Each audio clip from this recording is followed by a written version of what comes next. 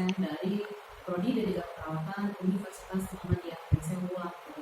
Di sini saya akan menjelaskan salah satu mata kuliah yang akan saya ampu, yaitu keperawatan jiwa.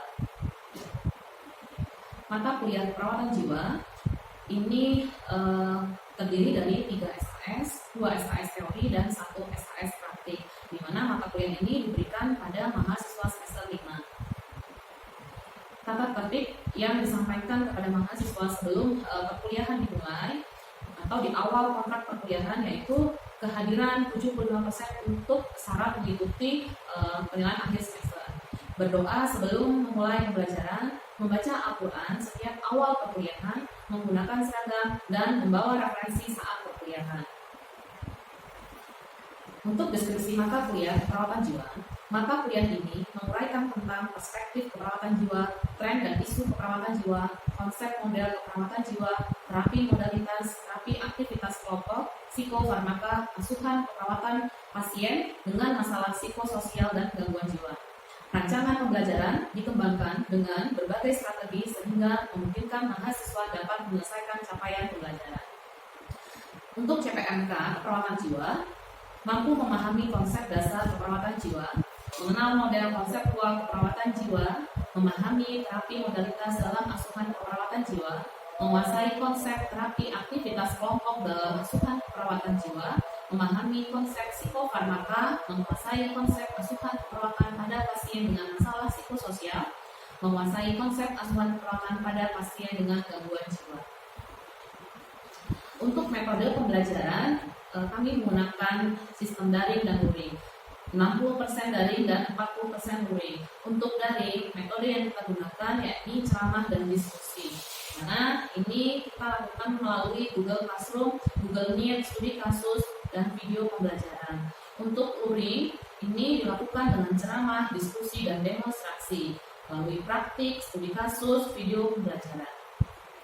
Untuk strategi pembelajaran, kita menggunakan student-centered learning, collaborative learning, dan self-directed learning. Untuk student-centered learning, ini kita menggunakan metode SGD atau Small Group Discussion, kemudian simulation atau role play, dan untuk collaborative learning dengan studi kasus dan self-directed learning ini menggunakan penilaian paper dan makalah. Cara penilaian ini melalui teori dan praktik, di mana dari teori diharapkan mahasiswa mempunyai soft skill, komunikasi, teamwork, dapat berpikir kritis, mahasiswa kreatif dan inovatif, memiliki jiwa kepemimpinan, mampu beradaptasi, mampu manajemen waktu, dan problem solving. Untuk praktik, hard skill yang diharapkan, mahasiswa dapat melakukan praktik asuhan keperawatan pada klien sehat jiwa dan masalah psikososial. Sistem penilaian ini melalui sikap, pengetahuan, dan keterampilan. Untuk sikap, diharapkan mahasiswa mampu menghargai karya orang lain. Untuk pengetahuan itu sendiri, diharapkan mahasiswa dapat menguasai materi yang ditunjukkan dalam tugas, kuis, penilaian tengah semester, dan penilaian akhir semester. Untuk keterampilan, mahasiswa dapat melakukan asuhan keperawatan pada klien sehat jiwa dan masalah psikososial. Bobot penilaian ini terdiri dari nilai kuis, tugas, penilaian tengah semester, dan penilaian akhir semester, di mana nilai tugas terdiri dari 30%, nilai kuis 25%, penilaian tengah semester 20%, penilaian akhir semester 25%. Demikian penjelasan dari RPS Keperawatan Jiwa. Untuk selanjutnya, saya sudah membuat video pembelajaran. Mari bersama kita lihat contoh video pembelajaran yang saya lakukan. Selamat menyaksikan. Assalamualaikum warahmatullahi wabarakatuh. Waalaikumsalam warahmatullahi wabarakatuh. Ya, sebelum kita memulai perkuliahan pada siang hari ini ya, seperti biasa untuk ketua kelas ya memimpin doa. Sebelum kita mulai pembelajaran kita pada pagi hari ini, baiknya kita berdoa menurut agama dan kepercayaan kita masing-masing. Berdoa mulai. Doa selesai. Bagaimana kabarnya hari ini? Sehat. Luar biasa. Selamat sekali ya. Kita hari ini akan melanjutkan terkait asuhan perawatan gangguan jiwa. Tapi sebelum masuk ke materi yang saat ini, mau evaluasi terlebih dahulu. Ya, evaluasi tentang asuhan keperawatan psikososial. Pada minggu lalu kita sudah bertemu dan membahas tentang asuhan keperawatan gangguan citra tubuh. Ya, Mbak ya? Ya. Terima kasih. Baik, siapa yang masih ingat apa itu pengertian dari gangguan citra tubuh? Ya, silakan. Assalamualaikum warahmatullahi wabarakatuh. Waalaikumsalam warahmatullahi wabarakatuh. Nama saya Salman Agasa, saya akan menjawab pertanyaan dari Ibu Luka tentang apa itu definisi citra tubuh. Iya. Citra tubuh adalah gambaran mental tentang diri fisik individu. Sedangkan menurut Stuart, gambaran diri adalah sikap seseorang terhadap tubuhnya secara sadar ataupun tidak sadar. Ini mencakup persepsi dan perasaan tentang ukuran, bentuk, fungsi, penampilan, dan potensi tubuh saat ini dan masa lalu yang secara berkesinambungan dimodifikasi dengan pengalaman baru setiap diri. Oke. Bagaimana menurut teman-teman semuanya? Benar jawaban satu? Benar. Kasih plus dong satu. Coba kita harus kasih reinforcement ya, satu ya. Ya. Besok makan siang kali ya. Satu ya. Tadi lihat dari harganya ya, tapi penghargaannya karena dia sudah berani dan mampu menjawab apa tadi mengerti dari gangguan citra tubuh. Untuk selanjutnya itu akan memaparkan terkait asuhan ya di sini ya. Tapi kita belajar terlebih dahulu tentang konsep perilaku kekerasan. Itu ada emoticon, ya, ada beberapa emoticon yang istri ibu minta untuk kalian menirukan ya. Nah, Bapak nanti satu saja ya. Satu silahkan yang sesuai dengan hati kalian saat ini. Kira-kira yang mewakili emoticon yang mana gitu. Ya, yang bersedia siapa? Itu kayaknya senyum-senyum. Ya, buka masker gitu biar bisa menebak temannya kalian itu memperagakan emoticon yang mana sih gitu dan itu maknanya apa. Tinggi? Oke, silakan. Oke, silakan duduk Ki. Oke, kasih pause dulu dong untuk Ki. Ya, oke, bisa menjawab apa yang diekspresikan oleh wajahnya Vicky? Marah, gitu ya. Marah dilihat dari apa tadi? Hanya melotot. Ada kan di sini mata melotot? Oke, di sini ada empat emoticon ya. Emoticon yang pertama itu terlihat sedih ya. Iya nggak sih? Ya, sedih. Kemudian yang kedua senyum. Yang ketiga itu tadi yang sudah dikatakan oleh Vicky. Yang keempat ini tidak ada ekspresi ya. Baik, di situ ada kasus. Ya, ini bisa dibaca terlebih dahulu ya. Ada seorang laki-laki usia 40 tahun dirawat di rumah sakit jiwa ya. Karena pada saat di rumah pasien ini mengancam dan memukul orang tuanya. Kemudian saat dilakukan pengkajian oleh perawat, pasien mengatakan ini benci dengan teman yang mengejek fisiknya pendek ya. Wajah clear tampak merah, pandangan tajam, tangan mengepal, mondar-mandir, badan kotor dan rambut acak-acakan. Masalah keperawatan yang tepat untuk kasus tersebut itu yang mana? C. Apa itu C? Resiko perilaku kekerasan. Pintar ya? Alhamdulillah. Berarti sudah mempersiapkan diri ya, membaca referensi memang akan kita diskusikan pada siang hari ini ya. Iya, betul. Kalau dong untuk kita semua. Ya, oke, ini resiko perilaku kekerasan. Kok bisa ya dikatakan resiko perilaku kekerasan? Katakan yang bisa menggaris bawahi. Ada keywordnya di situ? Yang mana saja? Mengancam ya tadi?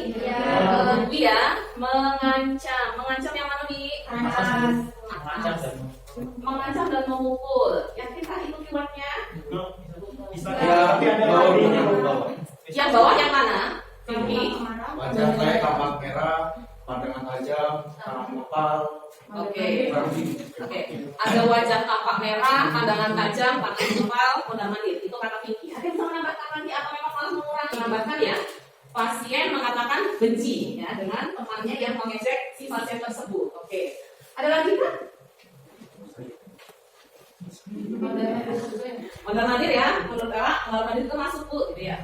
Oke, tapi kalau tadi yang disampaikan oleh Dwi, kira-kira mengancam dan memukul orang tua itu bisa dikatakan keyword untuk menegakkan diagnosa RPK?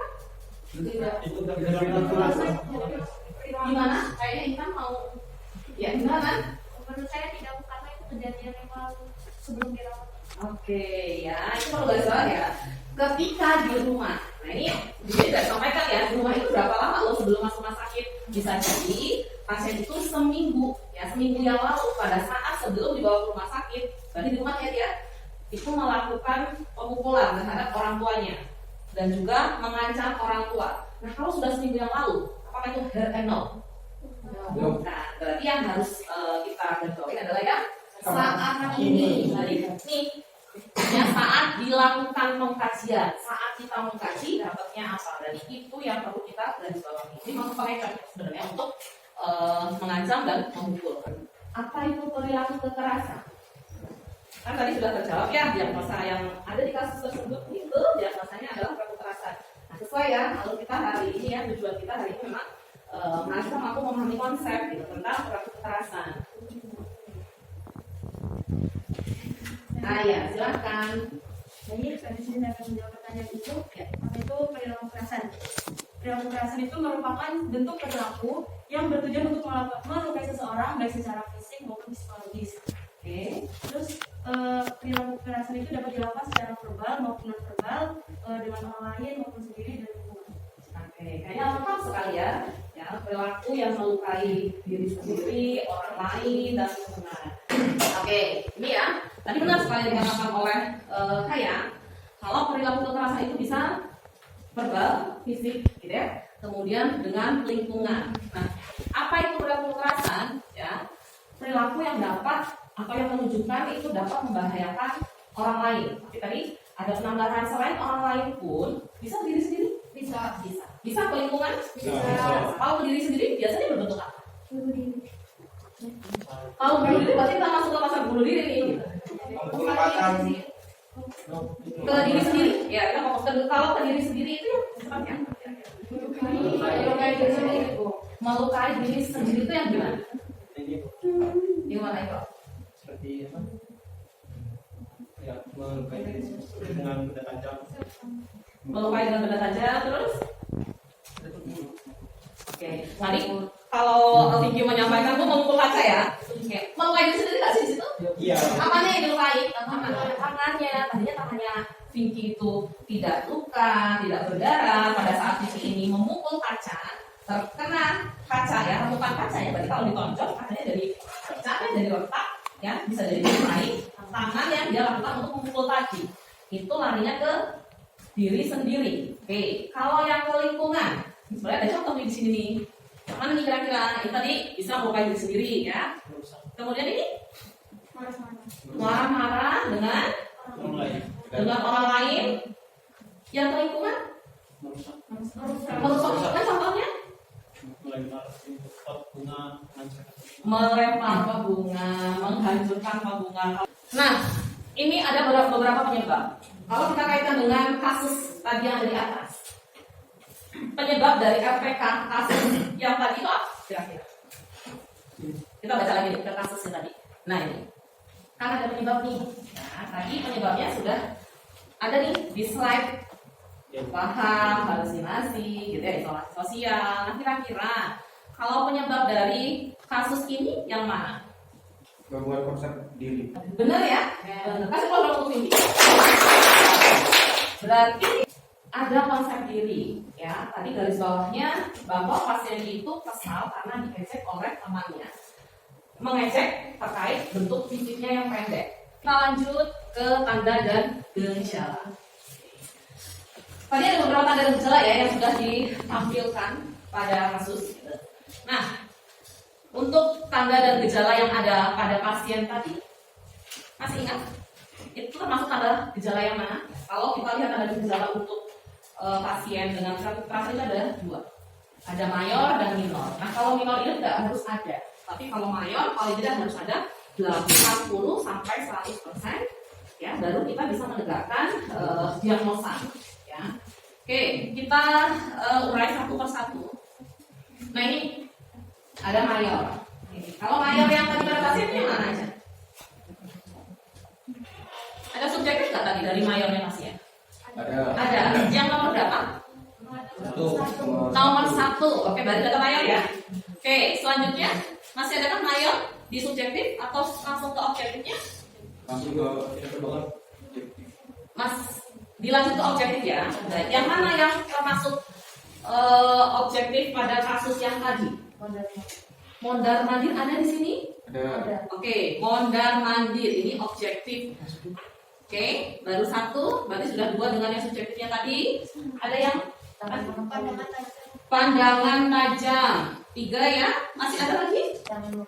Tangan mengepal 4. Berarti ada 4 tanda dan gejala mayor. Oke.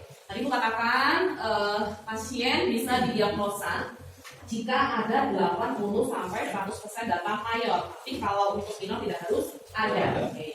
Ini untuk data mayornya ya. Ini adakah yang sulit untuk dipahami ini? Sarkasme, ada yang paham nih sarkasme? Sarkasme. Ini biasanya menggunjing. Ya, sarkasme itu menggunjing. Bahasa familiarnya gibah ya. Oh, Gibah, menggunjing ya. Ngomongin orang. Ya. Oke, ini yang tanda gejala mayor. Minor. Nah, kalau minor kan kecil ya, berarti ini tidak harus ada yang dikatakan, ada subjektif dan objektif. Kira-kira kalau dari kasus yang tadi, adakah data minornya? Ada gejala minornya? macamnya. Wajah merah. Ada tanda wajah merah? Ada. Oke, baru ada satu ya tadi. Tanda dan gejala minor dari kasus. Oke, kita masuk ke rentang respon marah. Pernah marah? Nah, Sering. Oke, kira-kira kalau marah, kalian berada di rentang respon yang mana? Adaptif. Ya, adaptif itu terbagi ya. Adaptif sama dengan maladaptif ya, dari asertif sampai dengan amuk. Nah, di adaptifnya yang mana? Ulang katanya, kalau saya marah adaptif bu. Berarti yang mana? Amuk. Frustasi. Oke, bingung lah. Kalau yang mana? Amuk. Ya. Oke, kita urai satu persatu ya. Oke, tentang respon itu dimulai dari adaptif sampai dengan maladaptif ya. Dari asertif sampai dengan amuk. Nah, kalau asertif ini merupakan marah dengan cara yang baik. Biasanya diungkapkan. Ya, kesel nih. Gitu. Misal tadi Vinky janjian nih jam 10 mau datang ya. Taunya sampai jam 11. Ya. Nah, ibu kesel ya sama Vinky ya. Tapi ibu mau kesal atau marahnya dengan cara yang adaptif. Berarti ibu penyampaiannya seperti apa? Ya disampaikan dengan cara yang baik. Nah, contohnya seperti ini. Vinky, ibu sedikit kesal karena harusnya Vinky datangnya jam 10, tapi tadi terlambat ya. Jam 11 baru datang. Besok tidak diulangi lagi ya Vinky. Oke, iya. Itu cara yang baik. Yang asertif diungkapkan. Kesalnya tidak dipendam, tapi diungkapkan. Oke. Selanjutnya frustasi. Pernah merasakan frustasi? Pernah. Kenapa kok frustasi? Ya, ini semangat sekali. Kok pernah itu? Aku juga pernah. Frustasi karena apa itu? Karena tugas kuliah. Oh, frustasi karena tugas kuliah. Tugas kuliahnya kenapa? Ada masalah kan dengan tugas kuliah?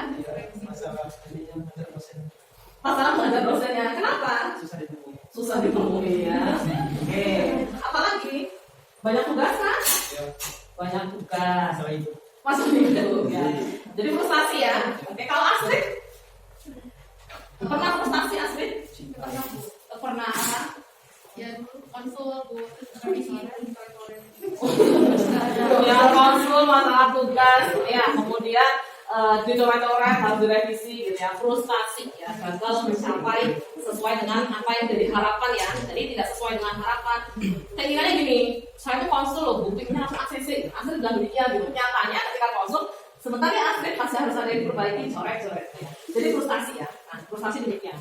Jadi gagal, tidak sesuai dengan harapan yang diinginkan. Nah dilanjut ya, ini rentang respon di tengah-tengah, pasif. Pasif, apanya dengan pasif? Apa ini pasif? Menahan marahnya, diam. Jadi biasanya yang melakukan seperti ini siapa biasanya? Perempuan. Rupanya ini kadang-kadang nggak jelas ya. Kalau ditanya senang, Nggak apa-apa. nggak apa-apa ya. Senang diam. Ya nggak tahu diam gitu. Suka diam, nggak suka diam. Jadi yang mana gitu ya? Jadi lebih pada ke pasif. Nah ini kalau marah dengan pasif berarti dia cenderung diam dan tidak mengungkapkan apapun terhadap seseorang yang menjadi bahan amarahnya seperti itu ya. Agresif. Agresifnya apa? Pernah agresif? Jadi kalau terpapar dengan kata-kata agresif, gimana itu? Kok agresif ya? Agresif mungkin misalnya dia lagi ada masalah atau marah, terus dia kayak diganggu, terus dia menggunakan ya sensi yang Oh, sensi ya. Ini kata-kata muda ya, kata-kata terkini sensi. Ya, benar. Ini tidak sampai memukul, tidak sampai melempar, tidak sampai merusak diri sendiri, lingkungan atau orang lain, tetapi ada hal yang menuntut di situ. Ya, kamu ini gitu ya.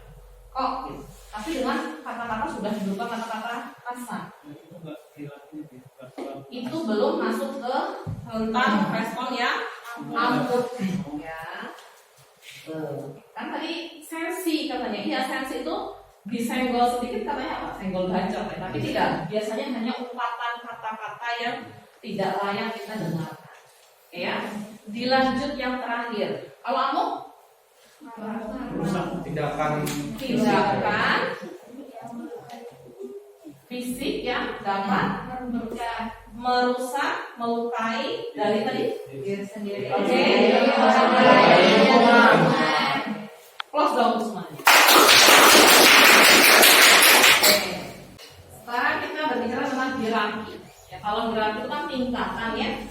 Berarti dimulai dari yang rendah sampai dengan yang tertinggi seperti itu. Nah, untuk hierarki ini bisa dibaca ya. Jadi dimulai dari memperlihatkan permusuhan yang paling rendah ya, tingkat rendah sampai dengan melukai dalam tingkat serius dan berbahaya ya. Bisa ya? Bisa dipahami? Adakah yang sulit di sini? Kita masuk ke diagnosa keperawatan. Nah, untuk diagnosa keperawatan perilaku kekerasan ini terbagi menjadi dua. Ada resiko perilaku kekerasan dan satu lagi perilaku kekerasan. Nah, kalau resiko berarti tindakannya itu ada yang bisa kita lihat di tanda gejala tadi. Kalau dia masih melotot, kemudian tangan masih mengepal, mata merah, kemudian nada suaranya keras dan kasar, terus baru saja mengungkapkan bahwa dia benci, itu masih masuk ke resiko perilaku kekerasan. Tapi jika pasiennya itu sudah bisa melempar barang, menonjok teman yang berada satu ruangan dengan pasien, ya, kemudian memukul kaca atau memukul tembok ya di ruangan tempat dia berada ya, nonjok perawat, nonjok temannya, itu sudah masuk ke perilaku kekerasan seperti itu ya. Jadi ada beda untuk resiko dengan perilaku kekerasan itu sendiri. Oke, jelas ya untuk diagnosa. Nah, intervensi ini untuk individu ya, tindakan yang bisa diberikan pada pasien dengan resiko perilaku kekerasan untuk individu. Ini identifikasi terlebih dahulu. Apanya yang diidentifikasi? Tanda dan gejala PK ya, penyebabnya. Lalu apa lagi? Akibat. Apalagi? Perilaku kekerasan yang dilakukan pada saat dia marah, yaitu identifikasi perilaku kekerasan. Dilanjut, jelaskan cara mengontrol PK ya. Oke, caranya di sini ada 4 ya. Yang pertama itu fisik, kemudian yang kedua minum obat ya. Oke, yang ketiga ya verbal, yang keempat adalah verbal. Baik, kalau untuk fisik itu sendiri itu terdiri dari 2. Fisiknya yang pertama dengan tarik nafas dalam, ya, yang kedua dengan pukul bantal ataupun pukul kasur. Oke, untuk obat disesuaikan. Nanti pasien ini mendapatkan obat apa dari rumah sakit ataupun pelayanan kesehatan terdekat seperti itu. Yang ketiga ini dengan verbal, tapi berbeda ya dengan halusinasi. Kalau halusinasi itu mengalihkan dengan bercakap-cakap. Nah, kalau untuk perilaku kekerasan, verbalnya ini meliputi 3 komponen. Yang pertama itu mengungkapkan dengan cara yang baik. Jadi kalau marah itu ada ungkapan, tapi dengan cara yang baik. Yang kedua, meminta dengan cara yang baik. Dan yang ketiga, menolak dengan cara yang baik. Nada suaranya diperhatikan, kemudian matanya tidak ada terlihat bermusuhan, merah, wajah tengah tidak ada. Ya. Oke, itu seperti itu. Oke, itu yang verbal ya. Terus ada apa? Spiritual. Baik. Spiritual itu berarti disesuaikan dengan keyakinan agamanya masing-masing. Sholat bisa, berwudu bisa, kemudian mengaji ataupun ya. Nah, untuk selanjutnya intervensi kepada keluarga. Ya, poin penting di sini ini harus terlebih dahulu kita mendiskusikan masalah pasien pada keluarga. Jelaskan kalau pasien atau keluarga pasien yang sakit gangguan jiwa ini mengalami masalah resiko perilaku kekerasan. Kemudian jelaskan dari pengertian sampai dengan tindakan yang memang harus pasien pahami tentang kondisi si pasien tersebut. Nah, yang terakhir ini dilatih cara-cara yang tadi kita ajarkan kepada pasien. Oke, selanjutnya intervensi kelompok. Ya, intervensi kelompok di sini berupa terapi aktivitas kelompok. Ini sudah dipelajari juga ya? Sudah. Ya, ini pertemuan awal sepertinya. Tapi untuk terapi aktivitas kelompok ini, untuk pasien SPK itu sendiri, yang tepat adalah terapi aktivitas kelompok atau stimulasi persepsi untuk RT. Karena tadi sudah dijelaskan tanda dan gejalanya, kemudian tindakannya, artinya evaluasi yang akan kita lihat di sini berupa penurunan tanda dan gejala, peningkatan kemampuan dalam mengontrol perilaku. Oke, itu evaluasi yang nantinya kita harapkan, dan khusus untuk keluarga berarti di situ keluarga mampu ya dalam merawat klien sesuai masalah yang dihadapi oleh pasien itu sendiri, yaitu RPK. Untuk selanjutnya ini nanti dibentuk dari 4 kelompok ya. Diskusikan kurang lebih nanti waktunya 10 menit ya untuk berdiskusi terkait tindakan tadi ya. Untuk cara-cara sudah dijelaskan ya. Nah, cara ataupun alat yang memang harus digunakan pada saat melakukan tindakan. Oke, nanti kelompok pertama itu membahas tentang intervensi yang pertama, yaitu latihan fisik ya. Kelompok 2 membahas tentang minum obat, kelompok 3 membahas tentang verbal ya, dan yang terakhir tentang spiritual. Oke, silahkan membentuk lingkaran untuk mendiskusikan tindakan yang akan dilakukan pada setiap masing-masing kelompok. Silakan. Sudah selesai ya diskusinya. Apa yang sudah Ibu jelaskan gitu bisa diterimakah gitu, pahamkah atau belum? Jadi ada di quiz ya. Kita nanti buka quiznya dulu. Silahkan kalian buka aplikasi ya, Quizizz ya. Join terlebih dahulu. Oke, tapi kesulitan nggak untuk joinnya? Kalau sudah join, silahkan masukkan kode yang ada di depan ya. Sudah masukkan kode? Waktunya bermain ya, waktunya cuma setengah menit. Ya, Iqbal sudah menjawab, Istri Hanova sudah menjawab. Hewan, jangan sampai waktunya berjalan kayak gini. Nanti sinyalnya ya. Nanti yang sudah menjawab ada Kurnia, ada itu. Oke, ini peringkat paling tinggi siapa? Tidak bisa dibolongin. Yang paling tinggi Pinky. Ya, yang kedua ada Intan, yang ketiga ada Nia ya. Dari untuk selanjutnya, ini karena sudah selesai ya materi yang Ibu sampaikan, Ibu minta nih perwakilan dari kelas untuk mengevaluasi. Mereka yang bersedia untuk memberikan kesimpulan dari materi yang tadi kita diskusikan. Siapa? Oke, Pinky. Silakan Pinky. Baik, setelah kami pelajari nanti tentang perilaku kekerasan dapat diambil di beberapa poin. Jadi yang pertama, pengertiannya, resiko perilaku kekerasan itu suatu bentuk perilaku yang bertujuan melukai seseorang baik secara fisik maupun psikologis. Selanjutnya untuk tanda dan Oke, kasih kosong untuk Pinky. Oke, tadi ya sudah disimpulkan oleh Pinky ya. Semoga ya ilmu yang kita peroleh pada siang hari ini bermanfaat buat kita semuanya dan bisa kita aplikasikan nantinya pada saat kalian dinas di rumah sakit jiwa. Oke ya. Kurang dan lebihnya Ibu mohon maaf ya. Ibu akhiri bila itu hidayah. Wassalamualaikum warahmatullahi wabarakatuh. Waalaikumsalam.